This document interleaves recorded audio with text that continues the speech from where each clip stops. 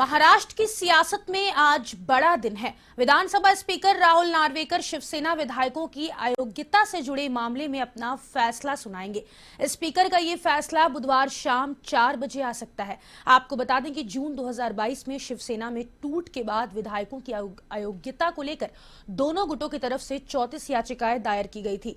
इन याचिकाओं को 6 हिस्सों में बांटा गया था। इनमें से 4 शिवसेना उद्धव ठाकरे गुट और 2 शिंदे गुट की है।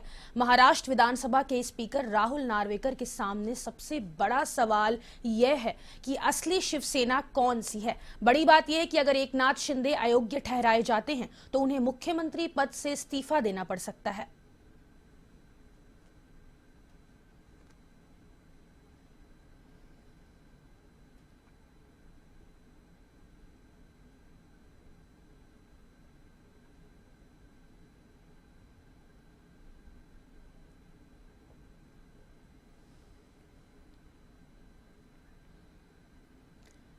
महाराष्ट्र की शिंदे सरकार के लिए आज बड़ा दिन है। विधानसभा अध्यक्ष आज फैसला करेंगे।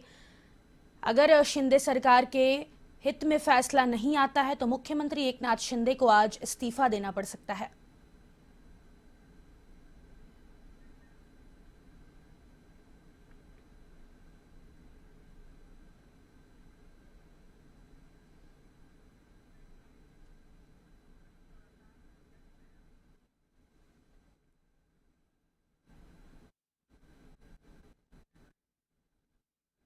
और इसी खबर पर अधिक जानकारी के लिए वरिष्ठ संवाददाता नीरज मेहरा हमसे फोन लाइन पर जुड़ गए हैं। नीरज, आज महाराष्ट्र की सियासत के लिए बड़ा दिन है। अगर इस्तीफा देना पड़ सकता है एकनाथ शिंदे को, अगर विधानसभा अध्यक्ष उनके पक्ष में फैसला नहीं करते हैं, क्योंकि शिवसेना असली कौन है इस पे लगातार मंथन जारी है। क्या लगता है आपको, किसके पक्ष में फैसला आएगा, या उद्धव ठाकरे गुट या एकनाथ शिंदे गुट के? सबसे बड़ा सवाल यही है कि किसके पक्ष में फैसला आएगा, क्योंकि ये बहुत बड़ा सवाल है।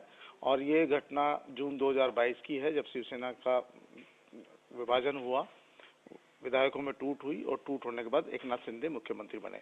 आज इस मामले पर फैसला आ रहा है और इस फैसले को लेकर खुद एकनाथ शिंदे भी चिंतित है और पूरी महाराष्ट्र सरकार चिंतित है कि आज उनके भविष्य का फैसला होने वाला है, क्योंकि यह फैसला अब जो है विधानसभा अध्यक्ष सुनाने वाले हैं। राहुल नार्वेकर की बड़ी जिम्मेदारी है कि वो इस मामले में लोकतंत्र की रक्षा करेंगे या फिर कहीं न कहीं उनमें किसी तरह का असर देखने को मिलेगा।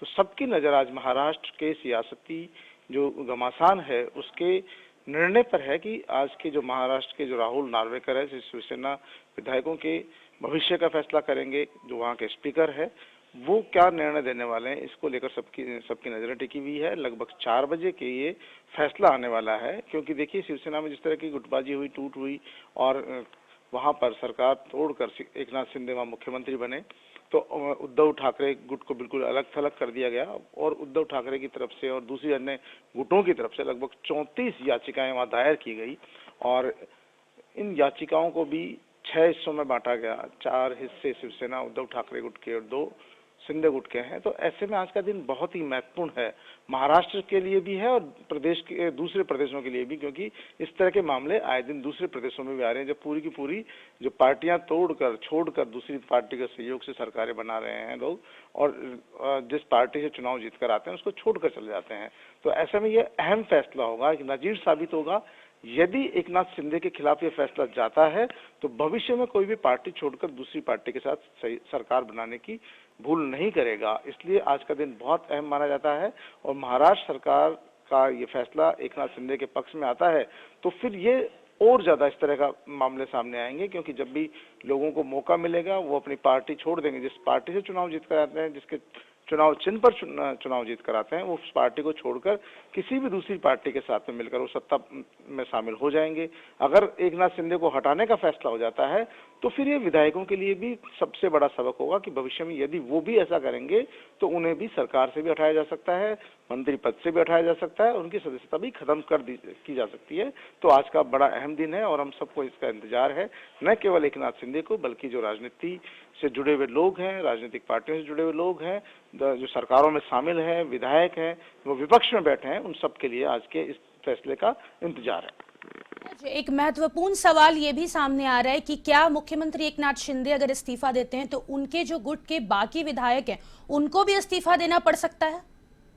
एकनाथ शिंदे अगर अयोग्य ठहराए जाते हैं तो फिर समझ लीजिए कि इसमें नए सिरे से, क्योंकि जब वो खुद मुख्यमंत्री ही अयोग्य ठहरा दिए जाएंगे तो सरकार के जो बाकी मंत्री, जो शिवसेना, जो मूल शिवसेना छोड़कर भाजपा के साथ जिन्होंने सरकार बनाई है, उन तमाम लोगों की सदस्यता भी निरस्त होगी, उन्हें भी अयोग्य ठहराया जाएगा। तो फिर वो वापस से हो सकता है उद्धव ठाकरे का कहीं इसमें तकदीर जोर मार रही है, उनका भाग्य जोर मार रहा हो, या फिर भाजपा कहीं दूसरे लोगों के साथ मिलकर सरकार बना ले, क्योंकि अब उनके पास जो है शरद जो पवार है उनके भतीजे का भी उनका समर्थन है।